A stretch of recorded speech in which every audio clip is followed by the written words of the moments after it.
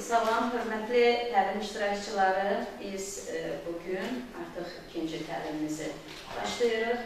Təlimimiz Azərbaycan Respublikası Qeyri-Hökumət Təşkilatlarının Dövlət Dəstəyi Agentliyinin maliyyə dəstəyi ilə maliyyələşən bir layihədir.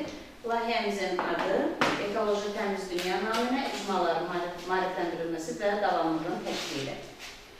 Bugünkü təlimimizə keçməmişdən, yəni bugünkü təlimimiz xatırladım ki, icma liderliyindən bəhs edəcək. İcma liderliyi nədir? İcma liderliyinin fəaliyyətləri və icma liderliyinin sonunda əldə etdiyi nəticələr olacaq. Belə bir məzmunlu təlimdir. Amma mən istəyərəm sizin icazənizlə keçən dəfəki təlimimizin bir refreşini edək. Olar mı cavab ver? Yəni, yeniləmə eləyək, yaddaşımıza gətirək ki, biz keçən dəfə təlimdə nəyi öyrəndik? Yəni, siz yaşda insanlara nəyi öyrətdim demək ayıb, nəyi öyrəndik demək bəlkə yenə də ayıb, amma insan beyni, insan varlığı elə bir varlıqdır ki, hər bir təlimdən, hər bir görüşdən bir yeni informasiya alır. Biz onu istəyirik. Biz sizə yeni biliklər vermək niyyətində deyilik, sadəcə olaraq konseptə, məzmunu, mövzumuza uyğun yeni bilikləri əgər edə biləcəksə, o nə böyük uğurumuz olacaq. Biz ötən dəfə mövzumuz emisiya qazları idi, ümumiyyətlə təbiətə atılan və təbiəti çirkləndirəcək amillər və elementlər haqqındaydı. Elədirmi? Elədirmi, yoldaşlar? Mən sizə bir sual ünvanlayım, icazənizlə. Emisiya qazları nədir? Mən bilmirəm. Bir-birinizi siz imtihan edin, sual edin.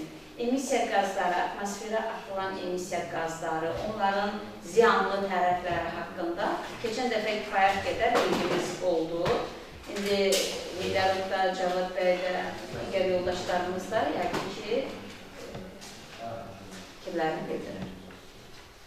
Yoldaşlarım ki, mən sizin zamanınıza girirəm, üzrlü sayın, ancaq bu bütün təlimlərdə belə olmalıdır əslində. Belə bir söz xatırlayıram mən ötən təlimdə ki, pandemiya dövründə bizim neçə faiz atmosferə atılan zəhərli qazların miqdarı azaldı? 6%. 6%, yəni kiçik bir rəqəm deyil.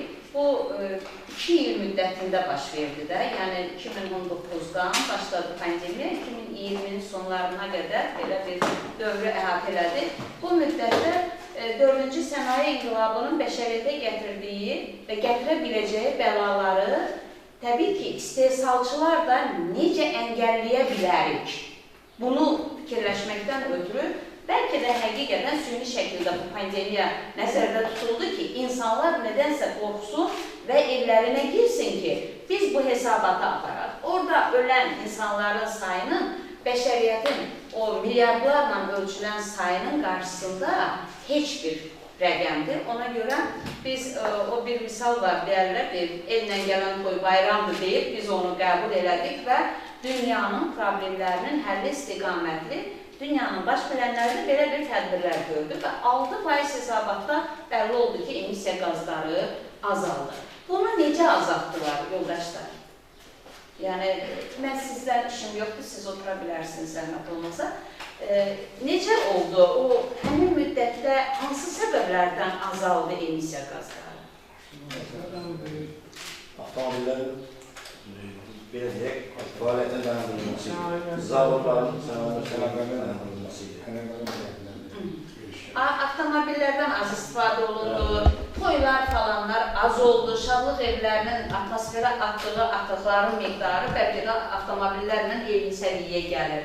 Digər xidmətlər azaldı, azaldıqca da atmosferə atılan zəhərli qazların miqdarı azaldı və beləliklə hesabata apardılar ki, biz nəyi necə eləsək, məsələn, böyük fəlakətin qarşısı alına bilər.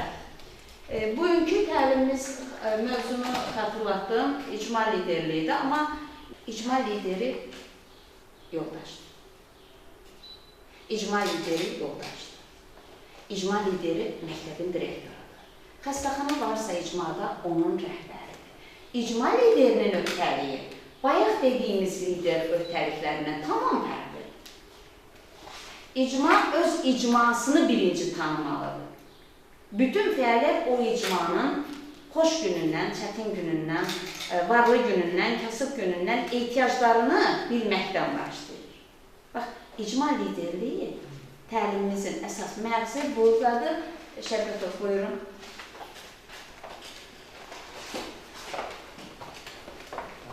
Bizlərə xoş gördük. Keçən təlimimizə abzor kimi yenidən qaydayın ki, o yaddaşımızı təzələyək. Məsələn, müəllimə dedi, emisiya qazları nədir? Sanki deməyə elə bir şey hələ ki çəkinmişsiniz. Biraz aktivləşək. Emisiya qazları, karbon qazı, metan qazı, karbon dioksid, azot, oksigen birləşmələri, kükürt oksigen birləşmələri, oksidlərin deyirlər onu. Bax, bunlar emisiya qazlarıdır. Bu qazlar atmosferə buraxılır və atmosferdə hansı fəsadlar yaradır, indi ardıcıl şəkildə gələcək sizin iştirakınızla. Bu qazları atmosferə nə buraxır? Birinci dediniz, nəqliyyat. İkinci, zavod fabriklər. Düzdür. Üçüncü, məişət kullantıları, hansı ki bizim üçün maraqlı adını bir dördüncünü də deyək. Enerji istehsal edən müəssisələrimiz. Məsələn, sual verə bilərsiniz. Sizin su elektrik stansiyasından nə ziyan görür? Sual verə bilərsiniz. Amma enerji tək sudan alınır. Məsələn, istilik elektrik stansiyaları var. Şirvanda hamımızın bildiyi istilik elektrik stansiyasında mazot yandırılır, ondan elektrik enerjisi alınır. Məsələn, o zavodda atmosferə buraxılan emisiya qazları yəni mümkünsüzdür. O vaxtda texnologiyanın inkişaf etmədiyi bir dövrüydü, daha fəsad edildi. Bütün dünya o cümlədən də biz bir dövlət olaraq atmosferə buraxılır bu emisiya qazlarının mümkün qarşısının alınması üçün həm dövlət tərəfindən, həm də ki, icmalar tərəfindən, müəssisələr tərəfindən maksimum işlər görülür ki, bu azaldılsın. Bu atmosferə çıxan emisiya qazları dedik ki, nədən yaranır? Bəs bunlar nə fəsadlar törədir? Məsələn, atmosferə çıxdı, onun fəsadları nə olur? Kimsə bronxit asma tutur, bronxit xəstəlikləri tutur. Düzdür, canlı aləmimizə hansı fəsadlar olur? Bunun hamısını bilirsiniz. Bax, elə öz məişətimizə yaxınlaşırıq, əlləşirsiniz, vuruşursunuz, örtüsü hesablayırsınız, də görürsünüzsə görür. Dərin azalda bilmirsiniz. Bir də görürsünüz, turşulu yağışlar yağır. Eşitibsiniz də belə şeylər. Bunlar atmosferə, bu emisiya qazlarının atmosferdə yaratdığı fəsadlardır. Ekoloji fəlakət yaradan bu cür qazların fərqli üsulla qarşı alınmaq yolları var. Bir də idarə etmək, dövlətçilik yolları var. Fərqli üsulla, məsələn, biz nə edirik ki, onun qarşısını alırıq? Mümkün məişət bulantıların qarşısını alırıq ki, daha az fəsad versin. Zavod fabrikləri dövlət tərəfindən müxtəlif filtrlər, süzgəclər quruluşu mümkün qədər az olsun. Yəni, həm fərqlər də bunun qarşısını alınması yolları var. Həm də ki, dediyimiz kimi, dövlət strukturları, müəyyən təşkilatlar, icmalar və s. Bunun qarşısına alınması üçün də hamısına ciddi vəsait lazımdır. Nə qədər emisiya qazları atmosferə çox atılırsa, belə deyək də, ediləndə onun qarşısına alınması üçün daha çox xərclərdir. Biz bunların hamısını sadalayırıq. İndi ümumən, belə deyək də, bununla bağlı nə sualsız var? Keçən təlimdə dediyimiz ekoloji problemlər, emisiya qazlarının atmosferə vurduğu ziyan, ekoloji fəlakət və bunların aradan götürülməsi üçün hər bir icmaya, hər bir təşkilata nə lazımdır? Təşkilatlanma və icma liderliyi. Məsələn, məndən qabaq müəllimə qeyd elədi burada. İcma liderliyi iki qrupa şərtli bölürlər. Formal liderlik. və qeyri-formal. Məsələn, hazırki vəziyyətdə bələdiyyə sədrləri formal liderlərdir. Yəni, onlar artıq seçilmiş qurumlardır. Yerli hökumət nümayəndələri, bunlar formal liderlərdir. Onlar, yəni, artıq bu cəmiyyətdə liderlərdir. İcma liderləri isə öz potensialına görə, nüfuzuna görə, bacarığına görə, savadına, cəmiyyət arasındakı nüfuzuna görə cəmiyyət tərəfindən qəbul olunan insanlardır. Ola bilsin, deyək ki, məsələn, nümunə deyək, Əhməd çox savadlıdır, çox qabiliyyətlidir, amma cəmiyyət arasında özünə mövqe tuta bilmir, bunun icma liderliyi problemi olur. Ona görə də bu tip insanların belə təlimlərdə iştirak etməyə vacibdən vacibdir. Yəni, icma liderliyi həm tərəfimizdən, həm icma tərəfindən rütbəliyi ifadə edək, kəşf olmalıdır. Belə qabiliyyətli, elə savadlı insanlar var, onların potensialını araşdırdıqsa, görürsə ki, doğrudan da bu layiqidir bir insandır. Bu icma liderliyin formal və qeyri-formal, bunların hamısı xidmət edir, hazırki mövzumuz ətrafında desə, təşkilatlanmaya, idarə etmədə təşkilatçılığa və qarşıya qoyduğumuz o məqsədlərə çatmaq üçün. Qarşımıza qoyduğumuz məqsədə çatmaq üçün hökmən nədir? Təşkilatlanma olmalıdır. Təşkilatlanma olmasa, qarşıya qoyulan məqsədə çatmaq olmaz. Təşkilatlanma üçün nələr lazımdır? İş bölgüsünün aparılması. Və əlbəttə ki, birinci, o bayaq qeyd edildiyi ki, hazırki vəziyyətdə hansı məqsəd üçün? Bizim üçün bugün bir nömrəli məqsəd ekoloji problemlər, onların aradan qaldırılması yolları da hazırda da bizim icmalar üçün isə məişət qulantılarının atmosferə buraxılan zərərli qazların maksimum azaldılmasına xidmət edilməlidir. Ona görə də birinci məqsəddir, iş bölgüsünün aparılmasıdır, icma üzvləri arasında vəzifələrin bölüşdürülməsidir, məsuliyyətlərin, səlahiyyətlərin paylanmasıdır ki, o hansı ki, o vəzifə bölgüsündə kimin məsuliyyəti nədir? Və hər bir yerdə, təşkilatda da oldu, hökumət təşkilatında, qeyri-hökumət təşkilatında da görülən işlərin nəticələri araşdırılır və şəffaflıq üçün monitorinqlər təşkil edilir. Biz də dediyim kimi təşkilatlanmada bu sadradığım mərhələlərin hamısını birlikdə keçməliyik. İndi bu barədə kimin nə sözü var təşkilatlanma ilə bağlı. Deyim, bəlkə mən nəyəsə ola bilsin, xatırlatmayayım, bir yerdə araşdıraq. Hörmətli təlimçi, mən sizə bir fikrimi bildirmək istəyirəm. Sizin bu fikirlərinizdən məndə belə bir sual yarandı. Bələdiyyə seçkiləri keçirilir. Yəni, bələdiyyə seçkiləri, ümumiyyətlə, bələdiyyə dövlət qurumu deyil, seçkili orqandır və əhalinin özünün maraqları dairəsində formalaşır. Onun heyətini də demək olar ki, xalq özü seçir. Tərkibi xalq özü seçir, belə deyək. Həmin yolları, həmin çətinliyi hamımız görmüşük. Şükür Allaha, bugün o problemlər biz üçün çox xırdadır. Yəni, dövlətimizin səviyyəsi o hala gəlib ki, o adi bir şeylərdir. Mən işə gəlirdim, işə gecikmişdim. Rəhmətli Gülsün müəllimlə şahidliknamına dedim, niyə gecikmirsən? Dedim, Gülsün müəllim, gəlirdim, ayaqqabım ayağımdan çıxdı, ayağım başda çalışdım. Qalxdan getdim, ayağımı yudum gəldi. Çox qədər dedi, dedi, canbalı, sən solunu tapdın. Yola talışdıydım. Dedim, getdim, ayağımı yudum gəldim, ayağım talışdı gəldi. Evdən gəlirdiniz yola qədər, yolda ayaqqablarınızı dəyişirdiniz. Hamımız elədik, hamımız ona yaşamışdıq. İndi şükür Allaha o problemləri yaşamışdıq. Təmir yaxşı ki, var idi yolumuz. Allah rəhmət edəsin, oruçla qabaqlaşdıq, rəhmətli, oruçla qabaqlaşdıq. Onlar Füzuli zadı oradaydı, onlar gəlirdilər, bu Cabir'in atası ölen büyüğüydü, mülkəm qalıydı, çoluğunuydu, belə şey döyüldü, insan yerimez doyuyor. Dedim, mən yoldan çıxmıram, qala, gərək sən çıxasan.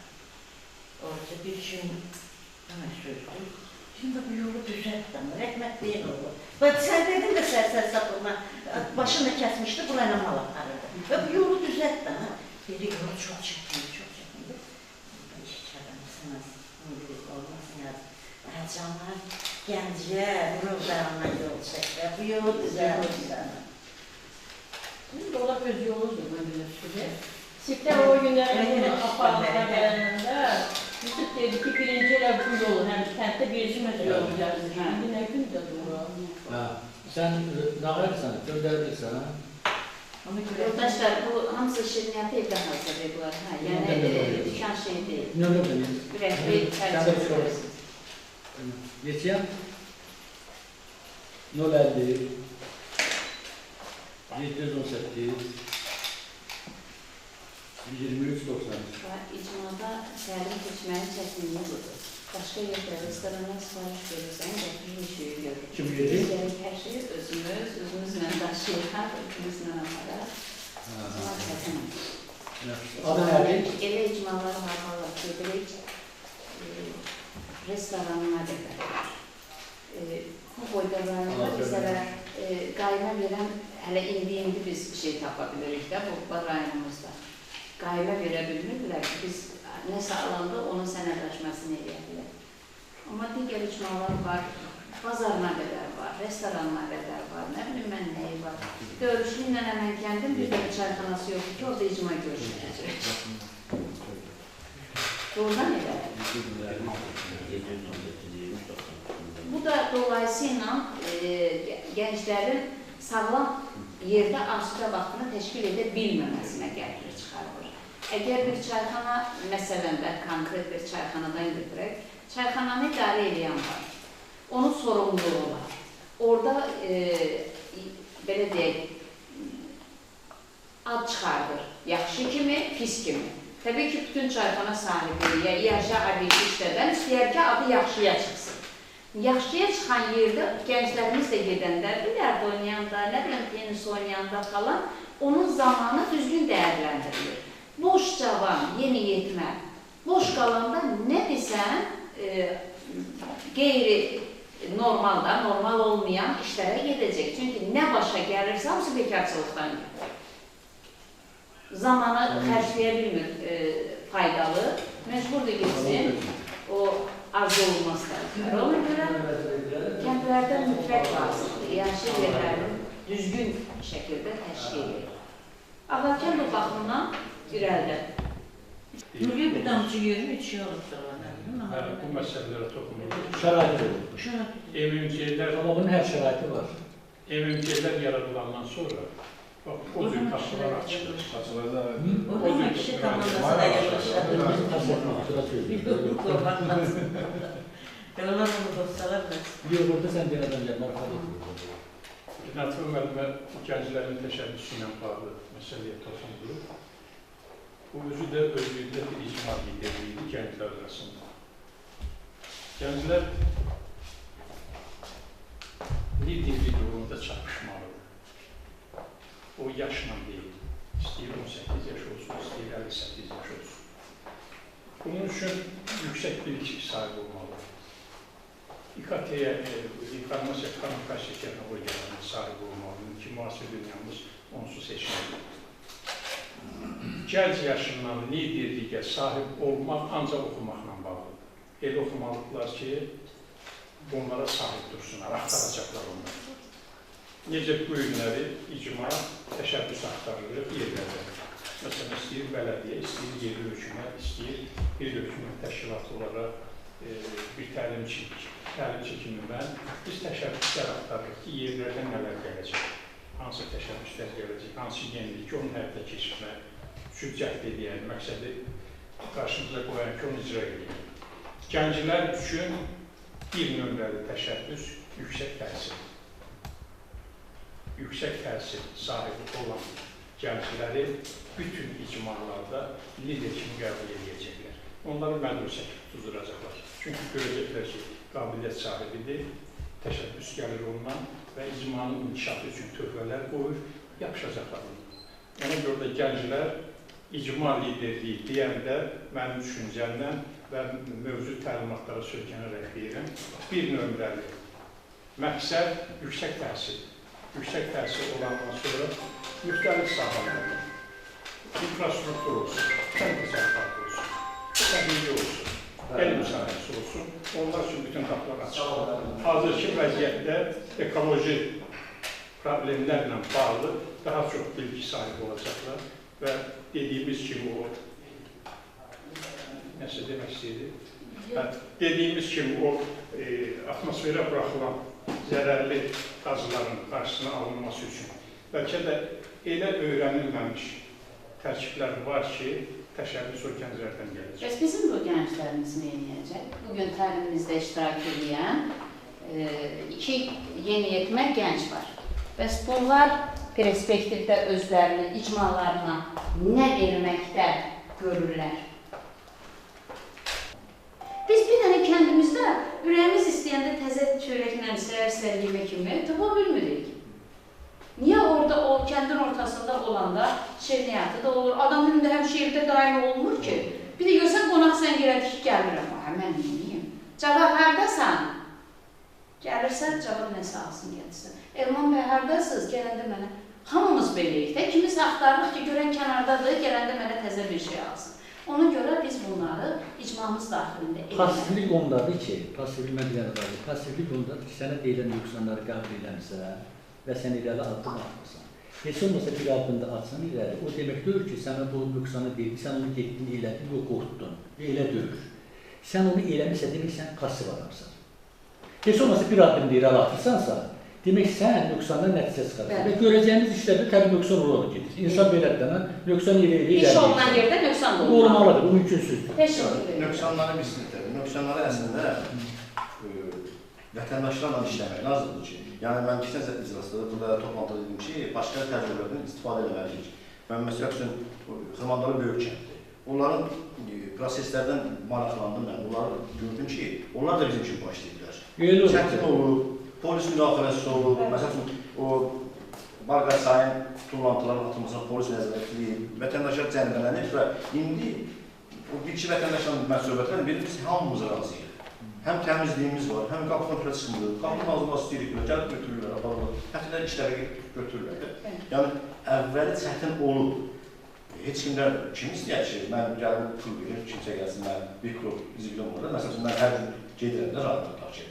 Amma bu proses başlayanda, bir 10 nəfər cəlb olanda, o 20 nəfər olanda artıq kənd hər kəs, siz nətərdir, elə antivirus kimi də bir şey. Yayılacaqlar. Virus yayılır, bizdə amma antivirus kimi. Səhər getmişəm, sada getmişəm, Murat müəllimdən, məsəl üçün 30 nəfərin adını verirdi mənə. Bu adamlar istəyirlər, mən də sizi bildim. Adlı siyasını verir. Heç mən deməmişdim orada. Adlı siyahını verdim də sənə gətirdim bura. İndi özümüz burada adlı siyah çıxartmış. Qədir bəy, yəni insanlar maraqlanır. Onun növbətlərində o məsələni, onu necə etməliyik? Yəni, onun da mexanizmi belədir ki, biz məhəllə rəhbərləri götürməliyik, yəni məhəllə, kəndimizi, icmamızı biləcək ki, 10 nəfəri dəvət elədik, onunla danışdıq. Bu 20 dənə müqavilə sənədi səndə. Bu 20 dənə müqavilə sənədini imzalat, biz o müqavilə sənədinə əsasən artıq duraq işimizi görək. Yəni, havadan durub biz işçini işlətmişiksə onları bilməliyik. Yəni, biz bilməliyik ki, bugün bir işçimiz var. Bir dəfə dönəcək də o kənddə, növbəti həftə artıq o müqavilə bölünürsə 2 dəfə formalanacaq. Bax, yəni bu şeyləri növbəti təlimimizdə ətraflı, detallı müzakirə edərik. Çox sağ olun. Dəyərli vaxtınızı ayırdınız. Bizim də Azərbaycan Respublikası Qeyri-Hökumət Təşkilatlarına, Dövlət Dəstəyi Agentliyinə təşəkkürümüz odur ki, bizim bu təşəbbüsümüzü maliyyələşdirib, inşallah, nəzərdə tutulan davamlılığın təşkili də sonraki icma liderlərindən asılı olacaq. Hamıza təşəkkür edirəm. Sağ olun.